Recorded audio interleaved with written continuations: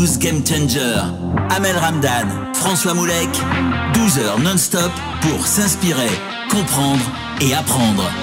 Comment changer le game ? Il est passé directement des études à l'entrepreneuriat et il a enchaîné depuis Doers Talk, Storytime, Vrai de Vrai, La Quicheta, La Potion Rouge et bien que l'on pourrait croire qu'il s'agit de titres de films d'espionnage, notre invité est en fait un créateur de contenu sur le thème de l'entreprise.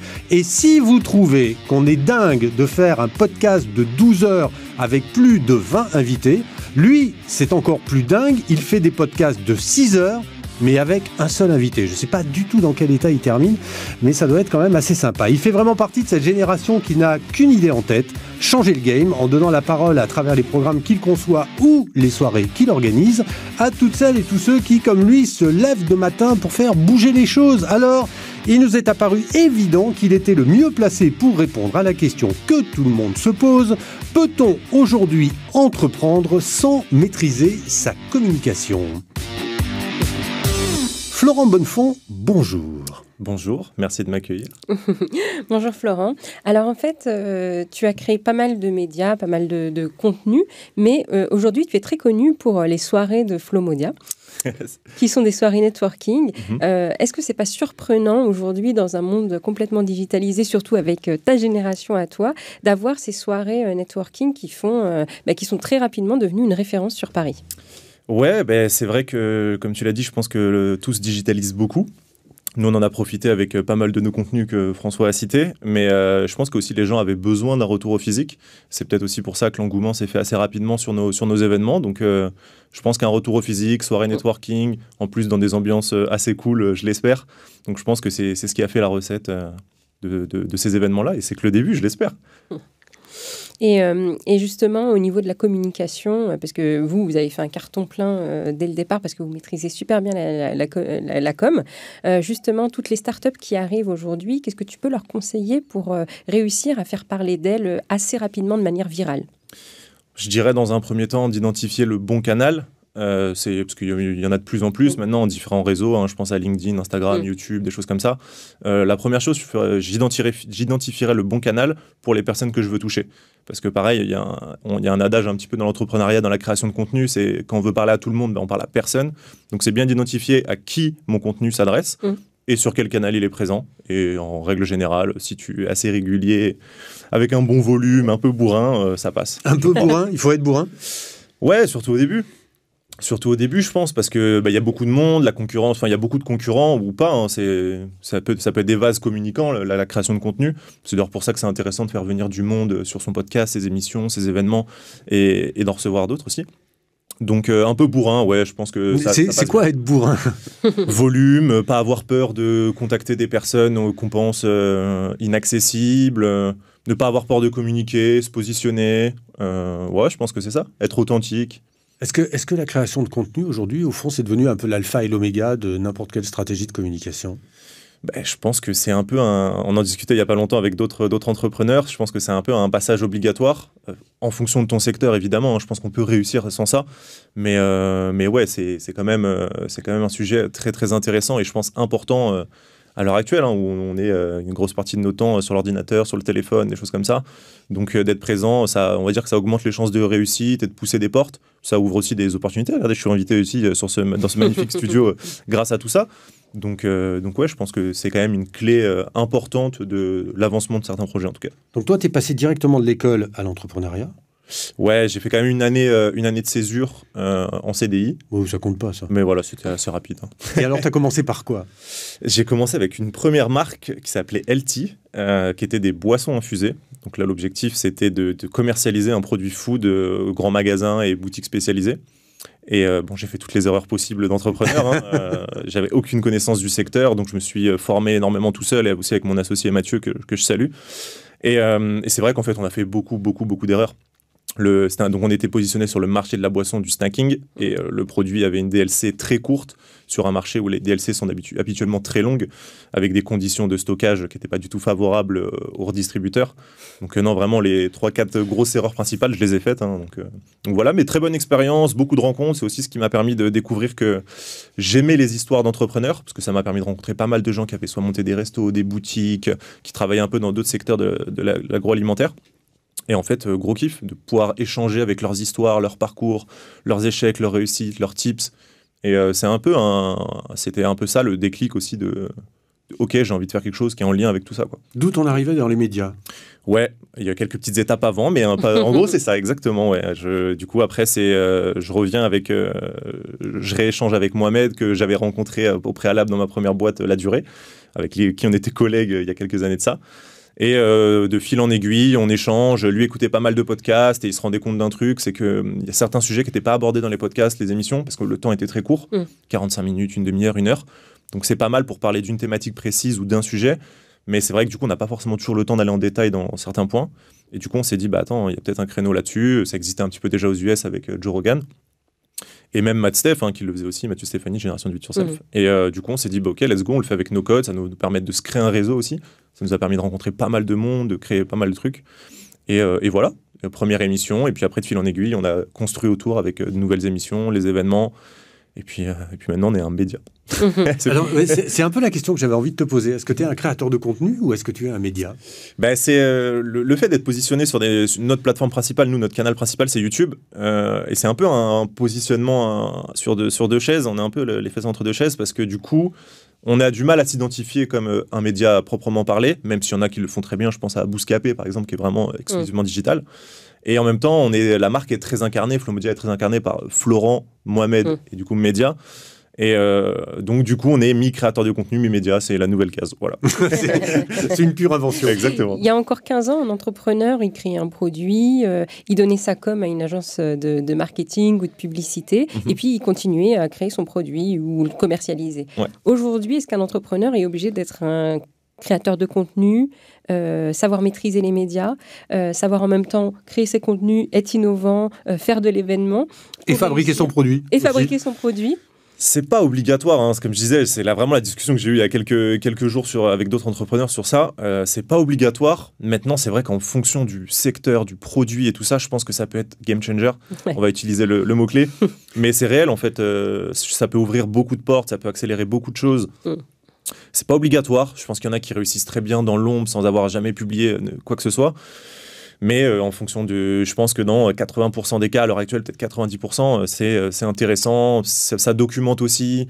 Il y a plein de raisons de pourquoi le faire. Et c'est plutôt ça, je pense. Mais tout le monde ne le fait pas fois, pour la même raison. Ouais, il y a certains entrepreneurs qu'on voit beaucoup publier, justement, ont une présence immense sur les réseaux sociaux, même sur tout réseau confondu, pas certains d'entre eux. Et on se demande comment ils font pour gérer leur boîte très clairement. Je sais pas. C'est une bonne question. C'est vrai que nous, pour le coup, ça fait partie intégrante de notre produit. Ouais. Donc, pour le coup, c'est assez facile de se dire un contenu, c'est du travail. Là où pour certains, c'est peut-être de la communication, du marketing, des choses comme ça, et peut-être pas le produit en lui-même. Donc, c'est vrai que nous, on a la chance que ça soit incarné dans notre stratégie. Intégré, pardon, et donc ça soit clairement nos produits, le fait de faire des contenus, une émission, de faire des événements qu'on filme, c'est des choses qu'on vend, c'est des choses qui nous permettent d'augmenter notre communauté, de créer des différents contenus après sur les réseaux sociaux. Donc, c'était ma question d'après, c'est quoi votre modèle économique?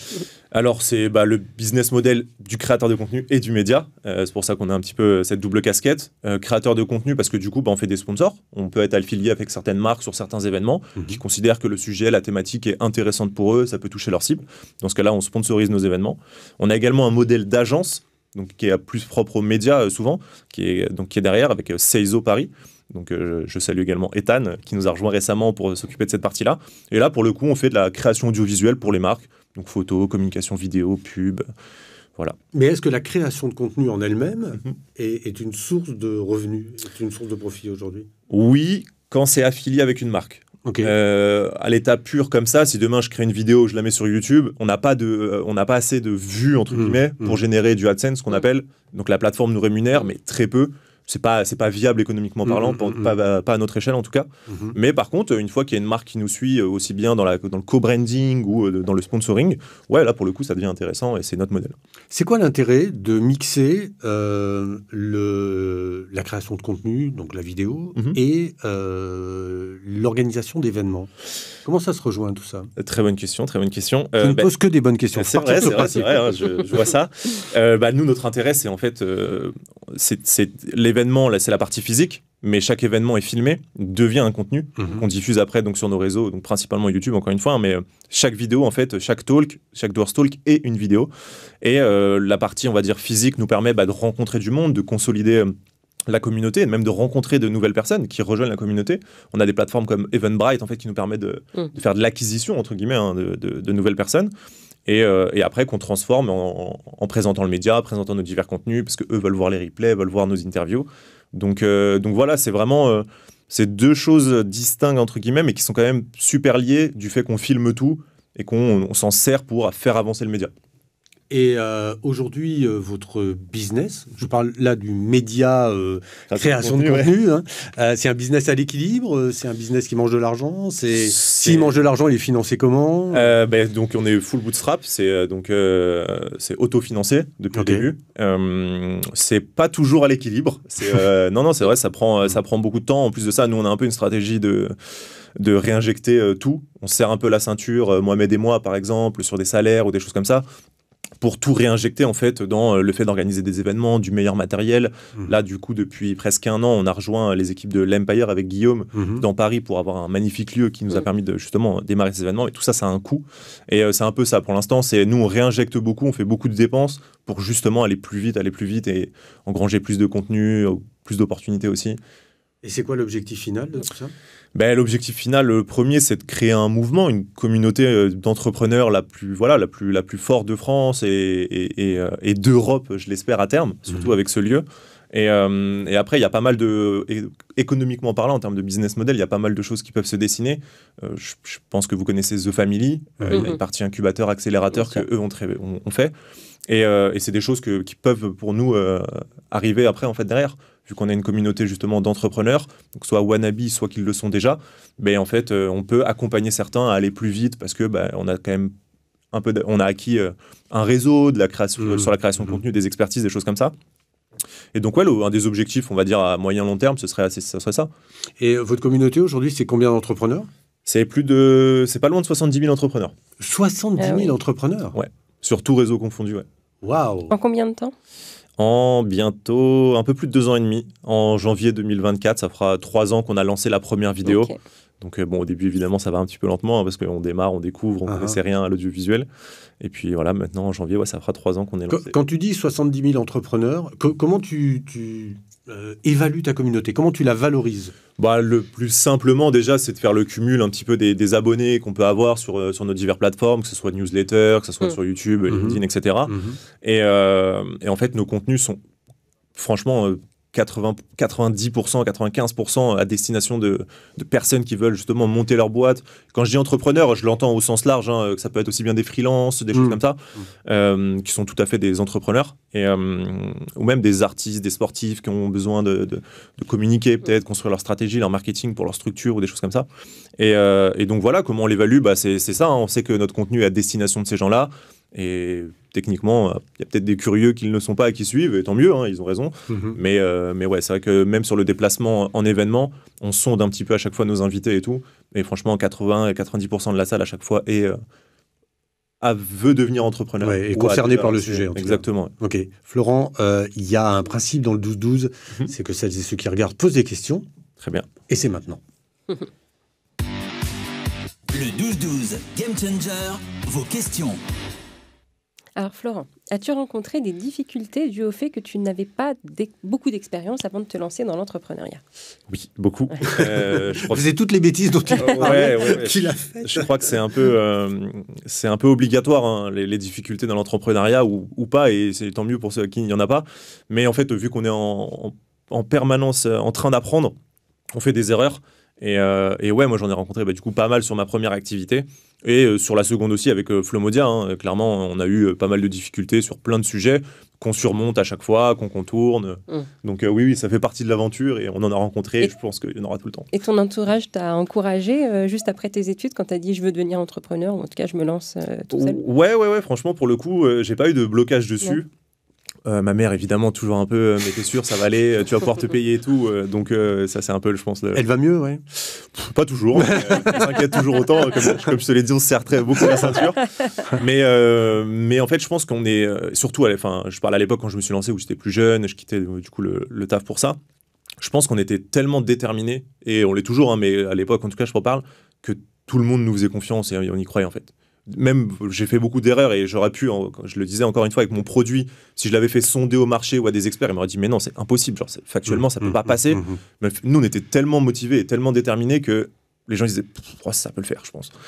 Et c'est ce qui fait que le produit a quand même été commercialisé, on a quand même fait tourner la boîte pendant 2 ans.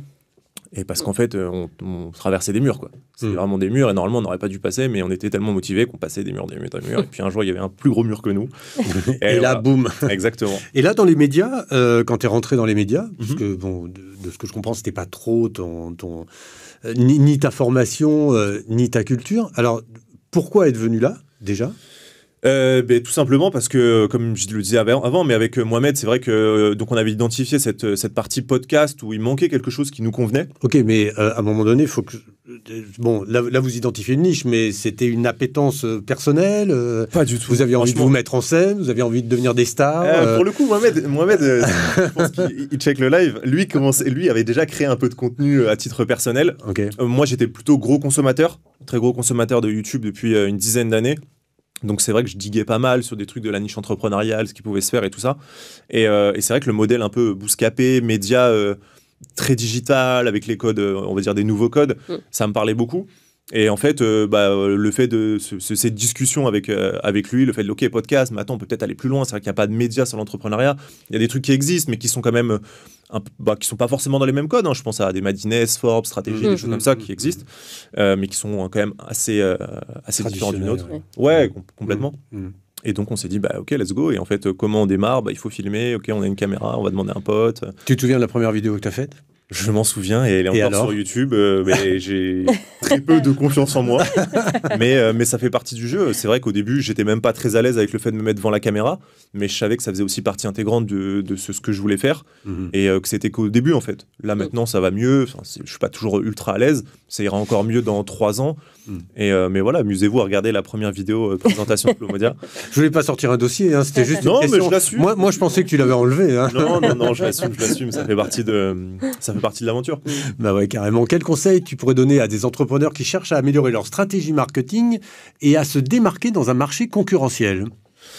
Ça va évidemment dépendre du secteur, du produit, mais pas hésiter à sortir du lot. Des fois, on a tendance à vouloir répéter ce qui se fait à droite à gauche et ça peut fonctionner. Hein. Donc, si c'est facile à mettre en place, autant le tester. Mais se creuser la tête pour sortir un petit peu du lot, ça fait écho à un truc que nous, on faisait pour nos premières invitations. Pour inviter nos premiers invités de podcast, qu'on fait, au lieu d'envoyer un email ou un message sur LinkedIn ou les réseaux, ce qui est un peu conventionnel, classique, on s'était dit, OK, on va tourner une vidéo personnalisée qu'on va envoyer en enveloppe par la poste ou déposer dans les bureaux. Ah ouais.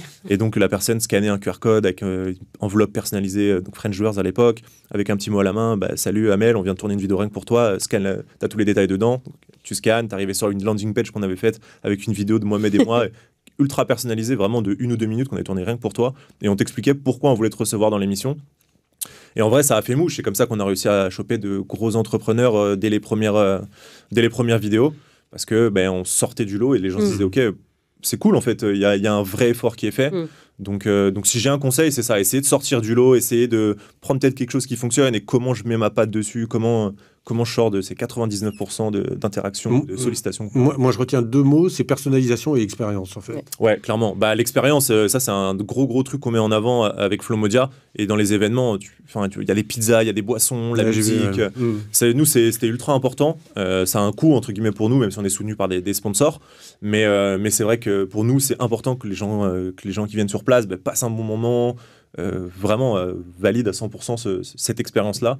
Et on l'avait déjà fait en fait avec nos enveloppes, on le fait avec nos contenus quand on reçoit des invités, et puis on continuera à le faire. Les personnes qui viennent à tes événements sont les mêmes que celles qui regardent tes contenus ? L'objectif, c'est ça. Après, il y a plein de gens qui nous découvrent. Donc, il y en a qui ne connaissent pas encore Flomodia et qui arrivent à nos événements parce qu'ils nous découvrent par une personne qui l'a invité, de la communication sur les réseaux ou des plateformes. Et en fait, arrivent et « Ah, OK, vous êtes un média, vous faites du contenu. » Mais oui, c'est la même cible, en fait. C'est la personne qui veut entreprendre ou qui entreprend déjà. Mais si je t'entends bien depuis le début, au fond, cette production de contenu aujourd'hui, c'est votre stratégie de communication pour d'autres activités. C'est ça l'essentiel quand même, non ? À l'heure actuelle, c'est notre business model, mais c'est vrai qu'à terme, je pense que le business model du média, c'est pas un business model où on fera des milliards et des milliards d'euros de chiffre d'affaires, même si je nous le souhaite, ça serait cool. Mais c'est vrai qu'on a, nous on est quand même des entrepreneurs avec Mohamed, donc cette partie média, création de contenu, c'est cool, mais on a aussi envie de construire demain nos propres logiciels, nos propres boîtes, marketplace, accompagner soit des entrepreneurs à le faire, soit à le monter les nôtres, un peu comme là, on pourrait faire un startup studio. Je pense à eFounders, Exa ou des choses comme ça. Et ouais, c'est clairement un modèle sur lequel, à terme, on veut arriver. Et en fait, utiliser ce leverage du média, utiliser le levier du média pour aller plus vite, envoyer notre produit directement à 5000 bêta-testeurs, trouver nos premiers clients, utiliser le réseau, des choses comme ça. Ok. Alors, quelles sont les principales tendances et évolutions que tu as observées dans le domaine de la com et du marketing ? On va parler du contenu court. Je pense que c'est un truc qui est arrivé sur les derniers mois, peut-être années. C'est pour ça que tu fais des podcasts de 6 heures. En fait. Ouais, c'est ça. Moi, encore une fois, je sors du lot. On sort du lot, c'est vraiment l'objectif. Non, mais c'est vrai qu'on s'en sert quand même beaucoup. Et on a eu un cas d'usage là récemment où en fait on avait lancé un épisode sur lequel on avait très peu exploité le contenu sur des TikTok, Instagram et tout, vraiment la version short très courte. Et en fait, là, on l'a fait il y a quelques semaines et en fait, ça a fait exploser la vidéo principale. Donc, parce que viralité sur ces plateformes-là, qui est moins le cas sur des trucs comme YouTube où ça met peut-être un peu plus de temps. Et une fois que l'algorithme ou la vidéo est bien nourrie par un profil type de viewer, YouTube va plus vite et alimente derrière. Mais je dirais le contenu court. Si je devais donner un truc, un des gros changements et qui est propre aussi chez nous, c'est vrai que ce contenu court...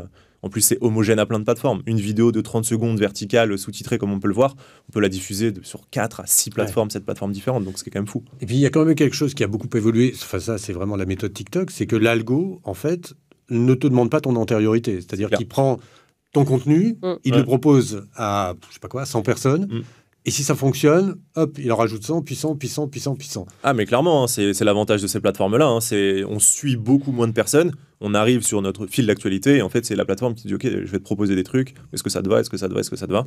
Mais ça veut dire qu'on peut sortir de nulle part et tout d'un coup faire un carton. Quoi. Totalement. Et au même titre qu'on peut avoir une vidéo qui cartonne, celle d'après flop, et ensuite trois vidéos d'après, c'est un recarton. C'est clairement, là, c'est...